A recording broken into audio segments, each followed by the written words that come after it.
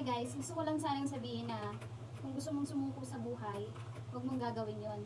Yes, mapapagod tayo, pero kailangan mong magpahinga. Kahit na anong mangyari, laban lang tayo. As long as healthy yung mga mahal natin sa buhay, laban lang. At saka, magdasal tayo always. And pray for guidance. Ako nga hindi ko rin alam kung paano ko hinahandle. Kasi single mom ako, tapos sobrang hirap. Kasi dalawa yung college ko.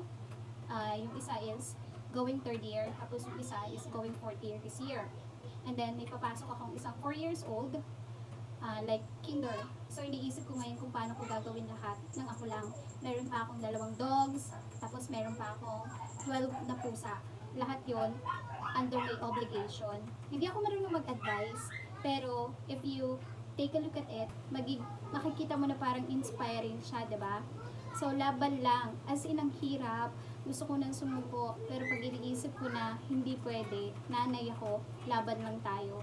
Isipin mo na lang yung iba na may sakit, may hirapan, walang maayos na trabaho, pero laban lang. Kaya laban lang tayo.